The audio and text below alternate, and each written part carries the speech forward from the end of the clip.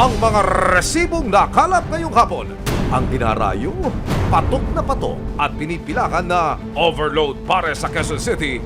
May buena manong customers for the day.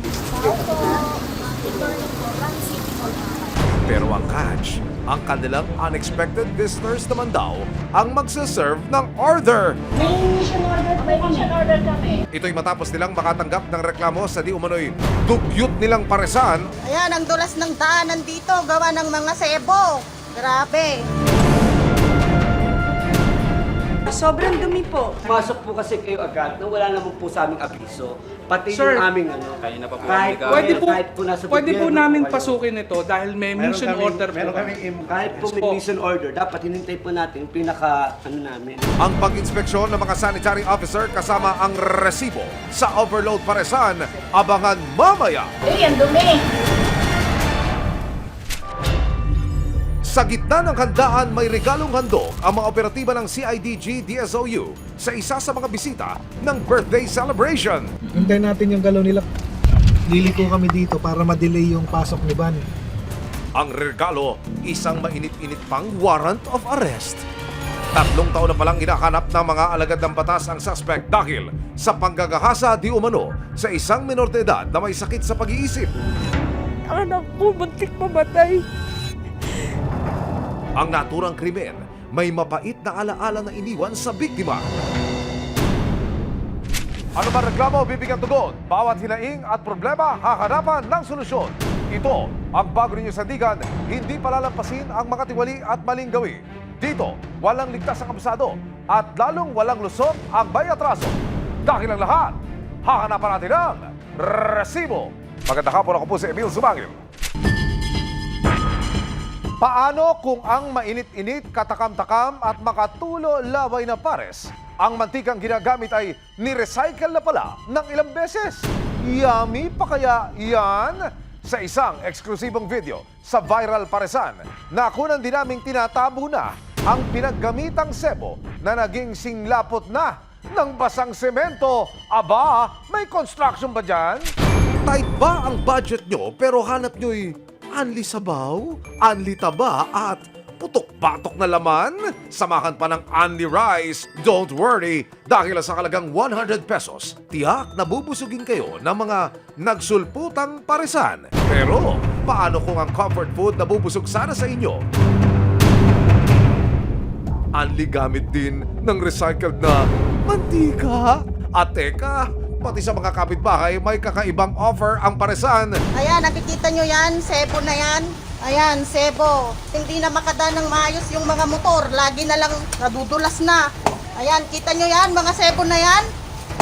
Yan po yung gawa ng ano, mga nagano dito ng mga pagkain. Shout out! Susunod, ang mga nakakashoot na makikita ng mga inspektor. Nakatiwangwang na karne at sebo overload. Pasok po kasi kayo agad na wala naman po sa aming abiso. Abangan mamaya. Lalaking mahigit 3 taon nang pinaghahanap ng mga otoridad dahil sa panggagasa di umano sa isang minor de edad na may sakit sa pag-iisip na tuntun sa isang birthday party. Diretso lang, huwag kayong...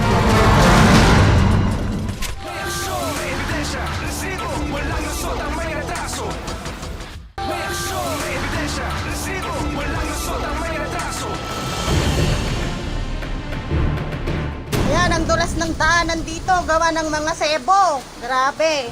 Ayan, nakikita nyo yan, sebo na yan. Ayan, sebo. Mga residente ng isang barangay sa Quezon City inireklamo ang isang lutuan ng pares na sanhi di umano ng umaapaw na sebo sa kanilang mga kanal. Narito po tayo sa eskinita kung saan una itong nakunan ng cellphone video at inireklamo nga ho ng mga residente. Narito ho yung kanal na binabanggit ng mga nagrereklamo na umaapaw po ang sebo at kung inyong makikita, aktwal. Meron pa hong mga marka ng sebo dito sa aking paanan. Sa totoo lamang, medyo nangangamoy pa ho hanggang sa mga oras na ito. Ang binabanggit pa ng mga residente, kapag daw umuulan, umaapaw ang sebo dito sa mismo kong kinatatayuan. Dahil nga ako bumabara doon sa kanal at sa drainage. Nang ilapit ng resibo sa lokal na pamahalaan, umaksyon sila para makumpirma ang sumbong. Pwede ba pwede kausapin, sir? Pero hindi muna pinapasok ang mga inspektor dahil linis daw muna bago usap. Huwag po muna tayo maglinis, sir. Wala kayo maglinis po. Wala po muna maglilinis. Wala na maglilinis na. Nang papasok na ng mga sanitary officer ang paresan, Medyo masangsang din po. Kasi maliban dun sa Cebu, sa mga bahay-bahay po kasi din ang gagaling ng mga wastewater. ang mga nilutong karne para sa overload pares, nakatiwangwang at nakapatong lang sa kinakalawang na mesa. At nang sitagin ng mga inspector, Kuya, hindi lechong kabali yan. Bakit ka naman nagbukbang ng plastic? At ang pwesto kung saan niluluto ang kanilang best seller, tatabing katabi lang naman ng banyo at lumang inidoro. Sobrang dumi po. Grabe po yung kanilang mga oil waste. Tsaka yan po nakatiwangwang.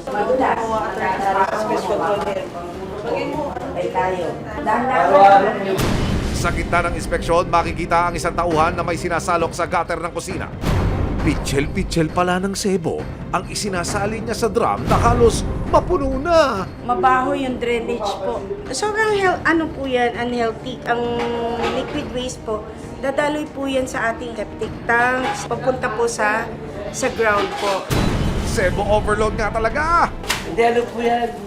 Dito lang po yan, di po lumalabas yan. Hindi po Kuya. lumalabas yan. Ang water po, abang po ganyan, naghahanap po yan kung saan po dadaloy. Ay, hindi po. May septic tank po kami. Ayun Asan yung po? septic tank po. Ang grease trap po nyo. Hanggang din po. Grease trap? Oh, yun. Hindi nyo nga po alam, di ba po? Yung mga mantika, sebo. Hindi po. Bale, Ano po yun? ang grease trap po, yung... para hindi masama sa drainage yung mantika, si grease trap po ang mismong Kailangan po natin, nagsiseparate. pinakahep po namin. Susunod, ang mga residenteng nakatunog sa isalasagawang inspeksyon hindi na napigilang ilabas ang kanilang salobin. Dati naman po, malinis po talaga itong lugar namin. Ganyan may nakapasok na ganyan, punong-puno na po yung kanal, punong-puno na po, hindi po nila nililinis.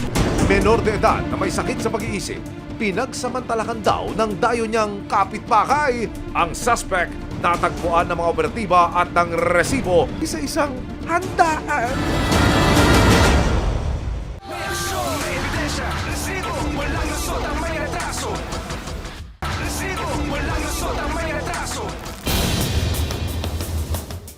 Sa patuloy ng pag-inspeksyon ng mga sanitary officers sa loob ng inireklamong paresan, halos kumulo na sa galit ang ilang residente sa nararanasan nilang perwisyo sa kanilang lugar. Malinis na po yan.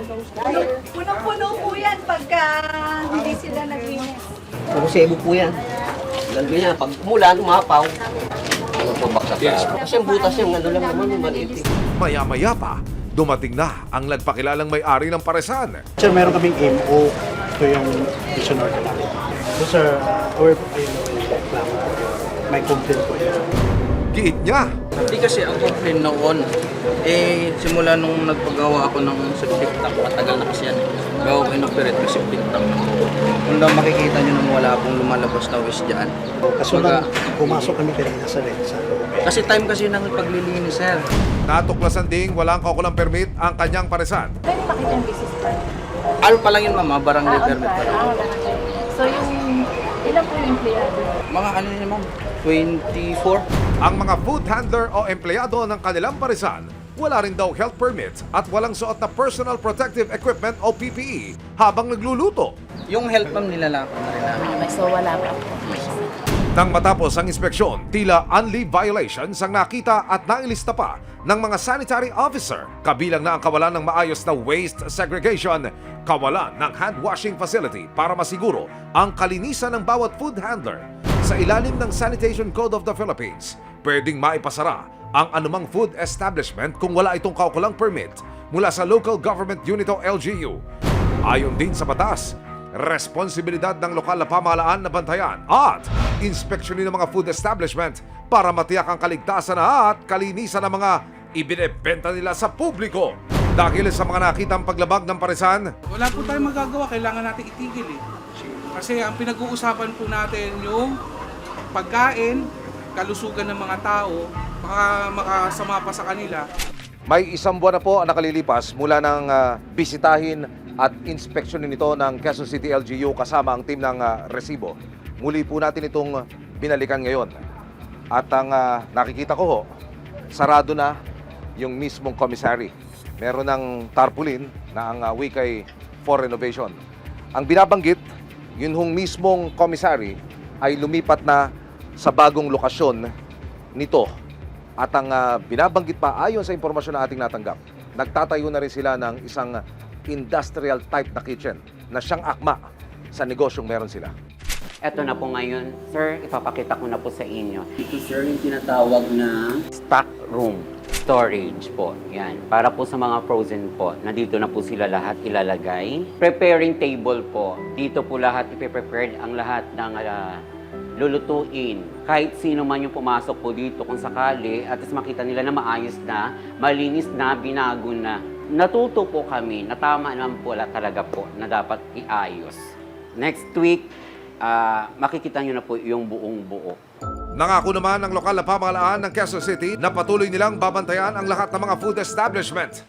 Kasabay ng paghahanap buhay tulad ng paresan na ito sa Quezon City, may mga responsibilidad na kailangang gampanan para masigurong ligtas ang customers at masigurong hindi makapeperwisyo ang kanilang operasyon sa ibang mga tao.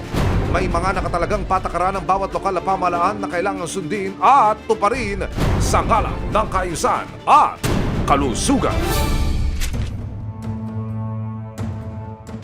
Nabulabog ang isang birthday celebration sa Caloocan City nang sumalakay ang mga operatiba nitong July 20, 2024. At ang target ng mga operatiba, tumatagay pa. Arestado ang lalaki sa kasong qualified rape. Ano ang madilim na pinagdaanan ng biktima sa kamay ng suspect? 3 taon na nakalilipas pero sariwa pa rin sa alaala ng ilan ng biktima na itatago namin sa pangalang Imelda, ang bangungot na pinagdaanan ng kanyang nooy 17 taong gulang na anak na si Leia, hindi niya tunay na pangalan. Kwento ni Imelda, nagsimula ang kanilang kalbaryo nang dumating sa kanilang lugar ang dayong si Emmanuel de Luna o mas kilala sa tawag na Ekong. Naging caretaker po siya dyan. Yung tsuhin po niya sa tagal ng panahon, napansin na po niya na lagi po niyang kinakausap niya ba. Ang araw-araw na pagbili ni Ekong sa tindahan ni na Imelda, may hidden agenda na pala. Si Ekong, palihim palang sinusulyapan ang 17 taong gulang na anak ni Imelda na si Leia. Ngayon, yung bata, naglalaro po, hindi naman po kami nag-ano kasi isip bata po yung anak ko. Binibiro yung bata at sinusundan. Sinaway na siya at sinabihan siya, bakit sinusundan mo yung bata? Sabi niya, wala daw. Ilang buwan pa ang lumipas, napansin nilang tila nag-iba na ang mga kilos ng kanilang anak. Yung time na yun na nangyari sa kanya, parang na-trauma siya, nagbago yung ng isip niya. Lagi siya nagtatago sa bahay. Pag pumupunta may tao, sinasabi niya, Mama, papatay ako siguro yan, ikong yan. Labis nila itong ikinabahala lalo na't may espesyal na kondisyon si Leia. Sa edad ng anak ko na ganyan, walang kaisipan na maayos. Hindi ko alam kung anong gagawin ko. Hanggang noong February 2020, isang lihim ang ibinunyag ni Leia sa kanyang mga magulang. At sinabi niya sa akin, ang ginawa ni Emmanuel alias Ikong sa kanya. Ang dalagita, makailang beses daw palang pinagsamantalakan ni Ekong. Kulang pa ang hirap na tinanas ko bilang ina at ang anak ko muntik mamatay. Sa ginawa niya. Sobra-sobra. Hanggang ngayon, ang pait. Hindi ko matanggap. Noong araw ding iyon, inilapit ni Imelda sa mga opisyal ng barangay ang sinapit ng anak. Sinamahan ng Violence Against Women and Their Children of Vauci Desk ang resibo sa tuktok ng Montalban, Rizal. Saksi raw ang masukal na lugar na ito sa paghihirap na sinapit ng dalagita sa kamay ni Ekong. Sa kinalalagyan po kasi ng kanilang bahay, nasa sulok sila na kung saan ay malalayo po yung mga kanilang mga kapitbahay. Wala man lang katao-tao. Kwento pa ni Leia, sumama raw siya kay Ekong matapos siyang pangakuan na bibigyan daw siya ng 20 piso at biskwit. At saan pupuntahan ako sa sunod sa damuhan.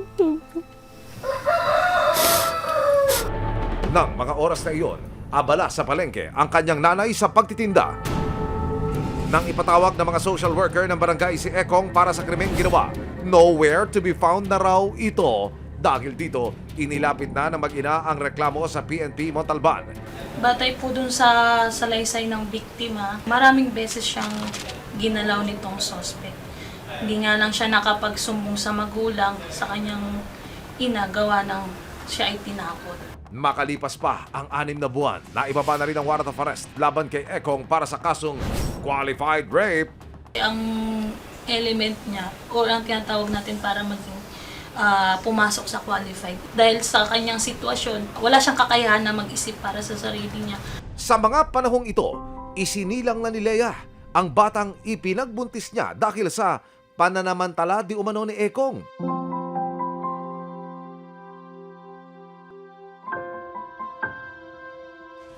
Pero si Ekong hindi pa rin mahagilap ng mga operatiba ng Criminal Investigation and Detection Group, Detection and Special Operations Unit o CIDG DSOU. Hanggang nitong July 2024, isang tip ang natanggap ng mga operatiba sa posibleng pinagtataguan ng suspect. Kaya kasama ang resibo noong July 13, 2024, agad na ikinasa ang pag-aresto kay Ekong. Ngayon, hindi daw to basta maka-text, maka-message doon sa alpa natin. yun nga, yung bayad na yun. Hintayin natin yung galaw nila. Liliko kami dito para ma-delay yung pasok ni Van. Medyo gigilid kami, makikita nyo agad yan. Kaya pag nakita nyo kaming gumalaw, ibig sabihin, yun ay nasa likod na namin si Van na pula. Isang sasakyan ang dumating sa di umano'y pinagtataguan ng suspect. Isa-isang buwaba ang mga sakay nito pero walang Ekong na nagpakita sa mga operatiba. Ilang oras pa nilang inabangan sa lugar si Ekong pero nabigo ang operatiba na makita ang suspect. Sa ikalawang araw ng pagmamanman ng operatiba kay Ekong madaling araw ng July 15, 2024 kasama ang resibo, maagang nagtungo sa lugar ang mga operatiba para bantayan ang pagpasok ni Ekong sa trabaho. Pero bigo pa rin sila sa paglitaw ni Ekong. Sa pangatlong subok ng mga operatiba na matiklo si Ekong, July 20, 2024. Wala naman sir kasi nandun siya sa looban. Isang tip ang natanggap ng CIDG DSOU na si Ekong na lumipat na raw si Ekong sa Caloocan City. Nang makumpirma nila ang lokasyon ng suspect, sinugod na ng CIDG DSOU ang pinagtataguan ni Ekong. Pero wait, may handaan pa yata at si Ekong mukhang walang kamalay-malay. Ba't tinagawa mo kami ng tinaguan? Hindi po. Ha? Hirapan kami sa'yo ha. Ano nandulo na, alias Ekong. Binabang warrant of arrest sa'yo sa kasong qualified rape. Arestado ka.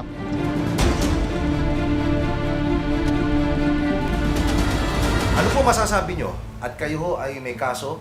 Inaakusahan kayo? Wala po sir, wala talaga ako sir, wala po talaga ako alam sir eh. Ang sakit po sir sa akin na papaamin po ako na hindi ko po ginawa. Nakaharap si Ekong sa kasong qualified rape. Kung mapatunayang nagkasala, pwede siyang makulong ng habang buhay.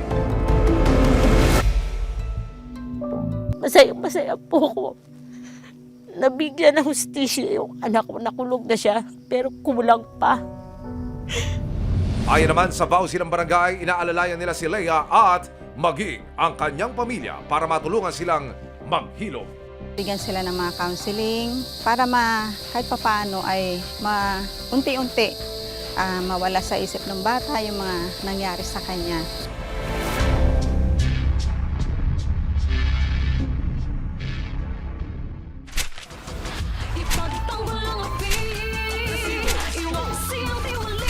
Sama-sama nating ituwid ang tiwali at baluktot, itakwil ang maling gawi at modus na bulok. Walang ligtas ang abusado at lalong walang lusot ang may atraso. Dahil ang lahat, hahanapan natin ang resibo. Hanggang sa muli, ako po si Emil Sumangil. May aksyon, may ebidensya, resibo, walang lusot ang may atraso.